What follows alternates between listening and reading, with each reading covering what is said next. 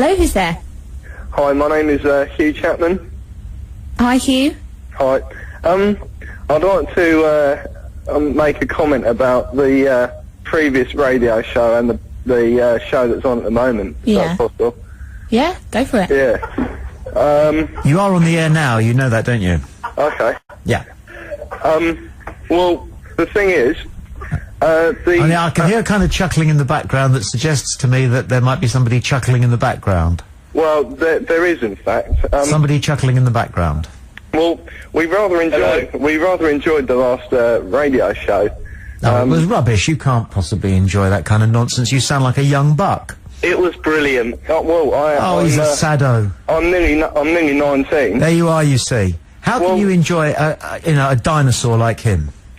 Well, I mean, he was blunt and stern. You know. You like that? Do you? Yeah. Where do you live? Where do I live? Yeah. I live in Horsham. I thought you might. Why's that? Well, you know, Horsham, Burgess Hill, all that sort of thing. Well, there's no need to get personal about where I live. It's not being personal. You can't be personal about Burgess Hill. Somebody emailed last week, because I mentioned that I wasn't too fond of Camberley, and somebody emailed and said that Burgess Hill is worse. Well, quite possibly that's true, yeah. Now he's being personal about Burgess Hill. Well, I mean... Have you been to Burgess Hill lately? Well, I haven't been to Burgess Hill in a while, but I used to have a friend who lived there. Well, what are your views on Burgess Hill? Well, it's a bit boring, isn't it? Well, it is, isn't it? Yeah. Now look at you now. Well, a young Bob Staunton. Well, I mean, Bob, I have to admit, has raised a good point about Doctor Who, for example. I mean... Doctor Who's fantastic. Is it? Doctor Who... How did you do that? There's an echo. How did you do that? Yeah. You're like Lord Allen and Ray Charles. No, Lord Charles and Ray Allen. Well... You don't get vents anymore, do you? Who was the last vent? No, it kind of died a death, and I'm glad. Ventriloquism, no. You're losing track of the point here. No, we're still with you on it. Well, like Doctor Who... Yeah. ...was a cheap, poor creation on TV that was spout over far too long. And truly, I mean, I feel that it's a programme that would be watched by rather cretinous people. Right? There's no... You don't have to think about it whatsoever.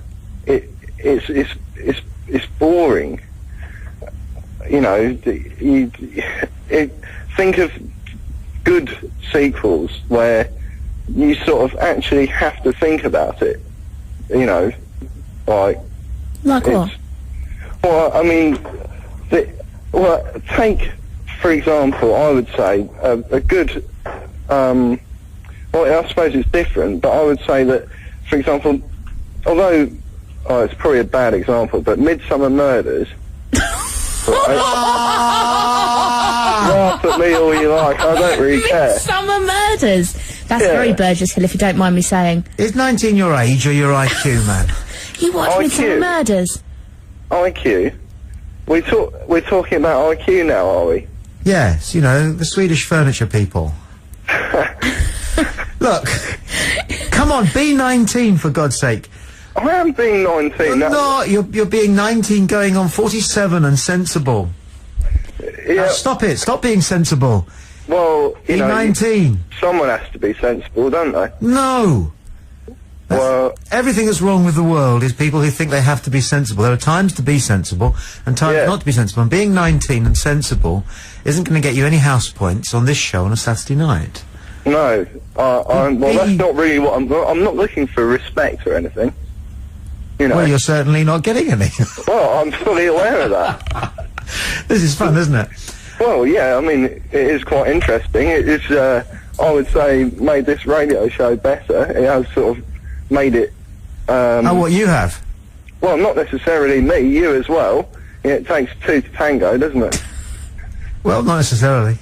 I suppose it depends how sad you are. I mean, if you do the tango by yourself, then that is pretty... I've never done the tango with anybody else, and I wouldn't. That's saddest, doing the tango with somebody else. Doing the tango by yourself is something that we do all do. Yeah. in the room occasionally. It's like a guitar, isn't it? Or, you know, using the hairbrush as a microphone. Well, I mean, if that's what you do, I can't help but feel remotely sorry for you, really. Well, I actually don't do it, but I know that people do, so I'm just kind of centering with a section of the listenership here. Yeah. Okay. Yeah. Well, I've enjoyed your call very much indeed. I hope you'll keep listening and call again soon. I will do. Good. Okay. Bye for now. Bye-bye. Bye. That was alright, wasn't it? You alright? Yeah, you? Yeah, I'm good, thanks. I'm just one of Hugh's friends. I thought you might be. Yeah. Do you like Midsummer Murders as well? Yeah, it's a brilliant programme. Yeah. Yeah, it's great. Yeah, well, this whole debate about Munich. Yeah. Well, well, you might say, well. Yeah. Yeah. Yeah, so I think that basically we beat them in 2 world wars. We should be able to call their cities what we like, I think. So that's a bit harsh. Well, it's a bit harsh. And I don't think in the case of either calamity that was any of our purpose. To earn the right to call their cities what we want to. How would you like it? I don't think that's what they fought for, but you know, it's still quite relative. But you're a bright young man. I am well, I do history. I'm an A-level history student. I can tell that. And, yeah, you know, you're a state education, obviously. Oh, thanks. Yeah, why did we end up? Why did we start calling Munich, München Munich? I don't actually know. Do you know? No, I don't. But I do know that Chamberlain met Hitler, didn't he? Yeah. Before the Second World War started. Yeah, he did. And Hitler obviously thought they were meeting in München. Yeah. And Chamberlain was under the impression that it took place in Munich. Yeah. Now, they're not going to hit it off, these guys, are they? No, that is the point, actually. You see my 08459 570057. Hi. Hello. Here's the number. Hello. Hi. It's Hugh again. On a more serious point at the moment. You can't hog the switchboard too much, Matt. Yeah, I know. Very nice to talk to you. I'd just like to raise a point very quickly. Okay. We might have a yellow card, Hugh. Sorry, but I feel it's quite. I don't know. I don't know if other people feel the same. That's the thing. I'd like to find that out. Well, we were just discussing that we don't mind gays unless you know, when they're normal, but when they're like really camp and in your face as gay, we find that a bit a bit strange and uncomfortable. We feel uncomfortable when we're put in that situation. Does that happen to you then? Well, yeah. I mean, as you say, 1 in 10 people are gay, and there do seem to be almost an increasing number of them. Well, who you know are okay with saying that they're, you know, homosexual or whatever. And it's just that if you didn't know that someone was gay, then it's a lot easier to speak to them. Unless you if you feel uncomfortable around them being so openly gay, if you're not, can you understand what I'm saying? How old are you now? I'm nearly 19. Yes, I think I possibly thought along the same lines myself when I was 19. Yeah. And then I met lots of gay people, and I found them more interesting the more flamboyant they were. Quite honestly, actually, you know. But that was because by then, I didn't find anything to be scared about them, because there isn't anything to be scared about, but you don't know that when you're young. Yeah. So I sympathise, but you'll find yourself thinking very differently, I expect, in a few years' time. Yeah. That's my own view. What do you think, Alison? Well, what makes you feel uncomfortable? Well, it's just, I don't know, seeing a man, I suppose, almost behaving like a woman. You know, the way they talk and dress. There was one kid at my mate's college called Maze, and he was really gay, and openly gay. Yeah. And they have a charity week, where you've got pajama day and kinky day, and things like that. But kinky day he came in purely a set of Y fronts, and that sort of stuff. He wears, and like he came out dressed in a leather catsuit, and good for him. Is it because these people are being different and standing out from the crowd that it makes you feel uncomfortable? Because then you have to think about the alternative, and would it be better if everybody was the same? And everybody just sort of blended in? I think everyone should be, each their own. They should do this exactly whatever they want to, I suppose. But,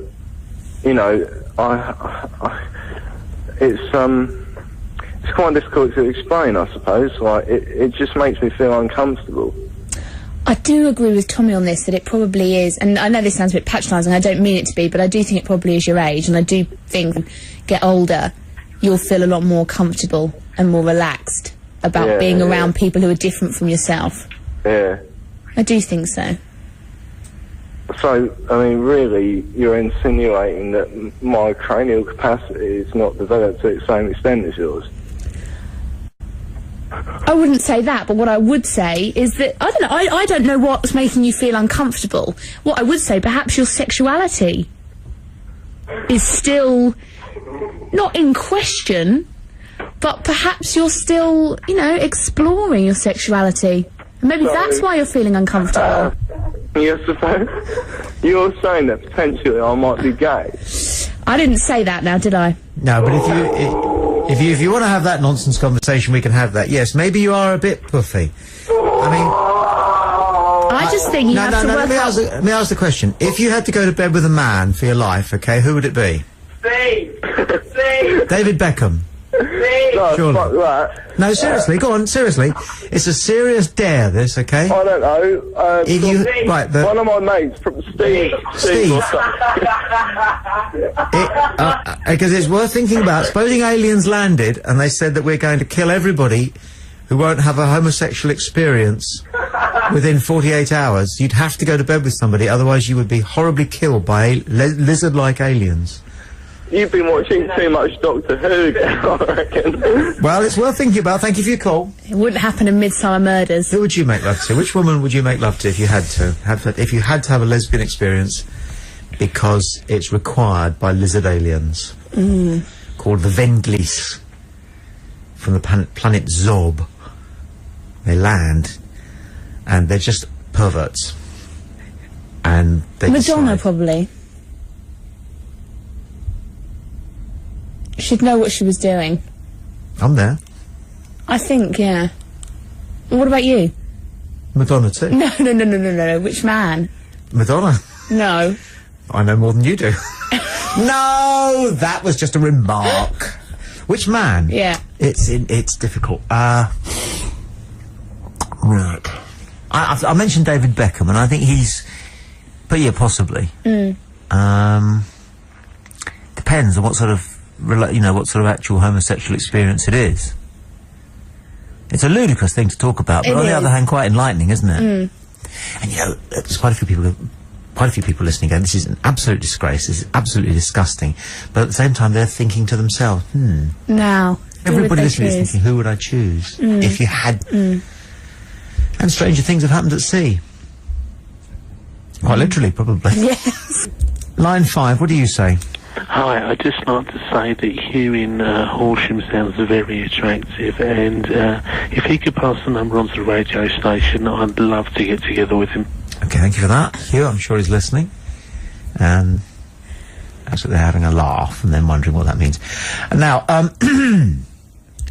Hello? Well, it's not quite Hugh, but it's Steve again. It's not quite Hugh. Not quite Hugh.